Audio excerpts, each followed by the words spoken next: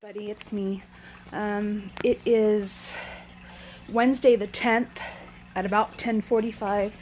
I am home. You're probably gonna wonder why, so I'm gonna explain. Um, so, as I told you in my last post, I was sick.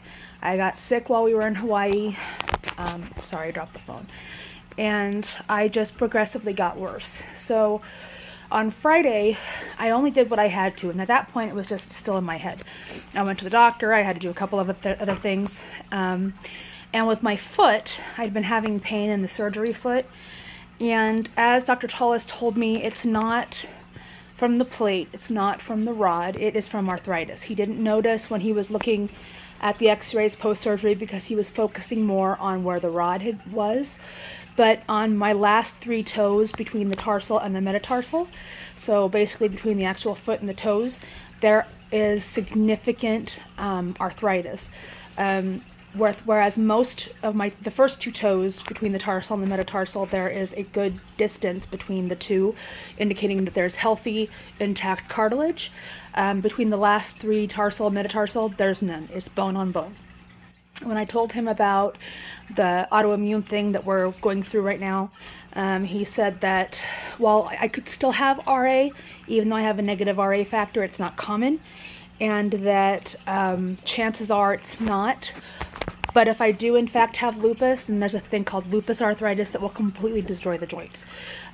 So he said we could do three things. One being not do anything, decrease my activity level, treat the pain with NSAIDs and leave it alone. Two, special custom-made consistent orthotics.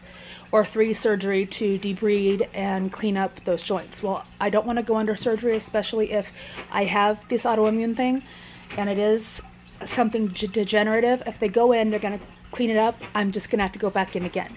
It's not a permanent fix. So we have opted to do the second option. I'm just waiting for the authorization and for the orthotics place to call me to get set up for those. So then I came home and I kind of rested the rest of the day. Saturday, Lee went off to go watch the McGregor-Hadid fight at his friend's in Napa. I was supposed to go, but because I was so sick and I needed to go back to work on Monday, I just stayed home. I stayed down a lot. I worked on a paint by number that I got, watched a lot of movies, TV, that kind of thing. Sunday kind of was the same thing. I stayed down most of the day. Didn't go anywhere. So I got up on Monday feeling worse than I had all weekend, and I went off to work. I was working in the Turlock office, and even though I left an hour early, I was still late. I have no idea how that is, considering that between here and home, it's a very short, it's about a half an hour drive typically, so I don't know how I was still late. I got to work, and I just got progressively worse, and I ultimately ended up passing out at the desk. And when I say pass out, I didn't just sleep. I straight passed out at the desk. So I decided, okay, I have to go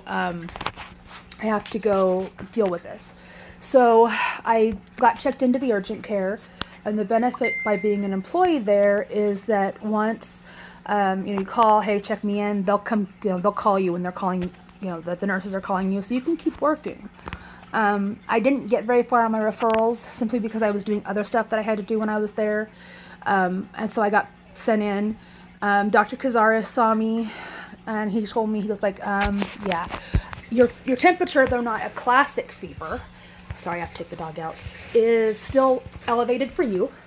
And he didn't hear anything in my lower lobes of my lungs, but there was a definite crackle in my upper lungs. So based on that and based on my symptoms, come on girls, let's go out, come on.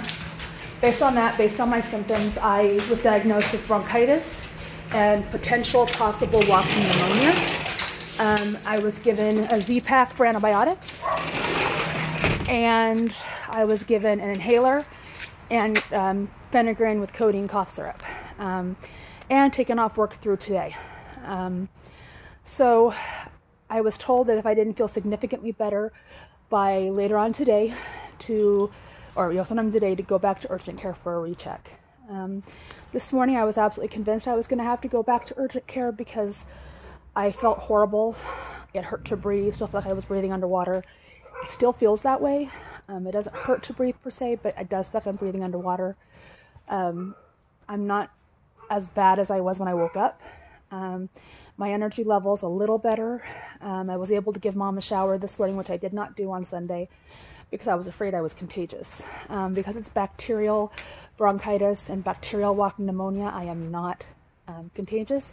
The doctor thinks that the cold that I had before we left didn't go away completely. And between that, the incredible amount of salt water that I swallowed, and the change in climate, as well as the plane pressure, made it worse, and created this milieu of crap in my lungs.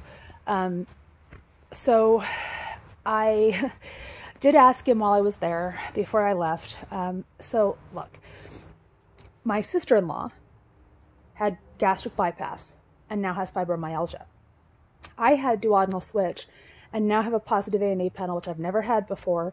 And I've got this demarcation on my face, which I did not have before surgery.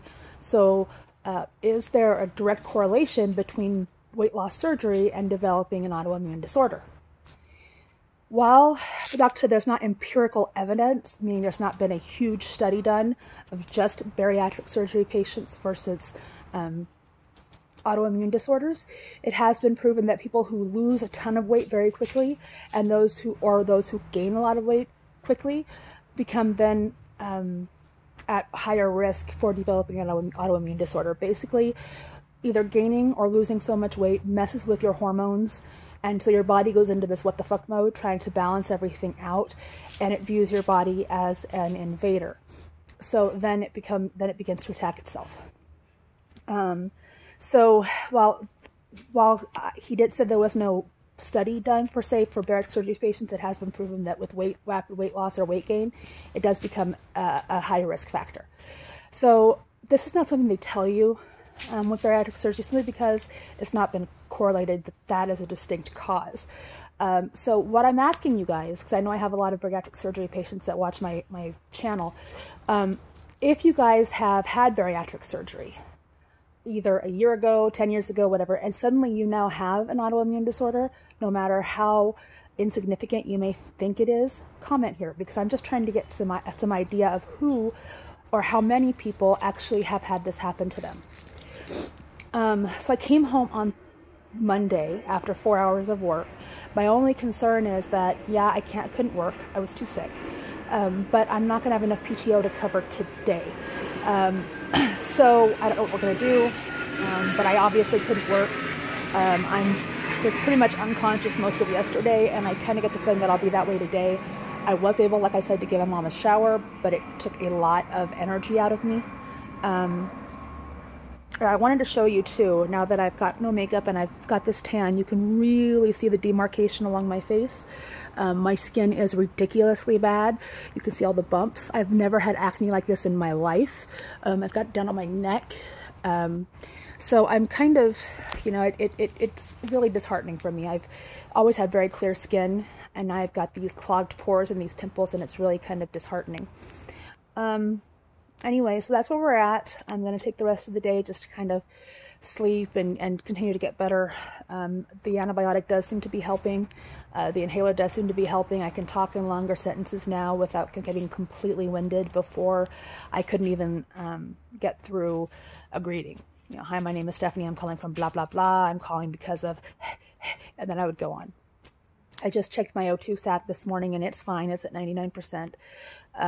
So I think that I'm on the mend finally. Does that mean I'm going to be well?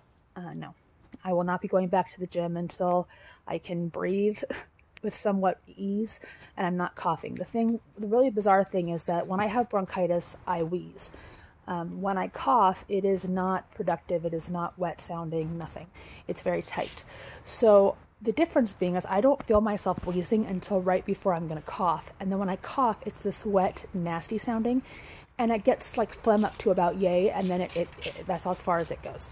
So that's what leads me to believe that I actually do have pneumonia versus bronchitis, or the pneumonia is more emphasized than the bronchitis.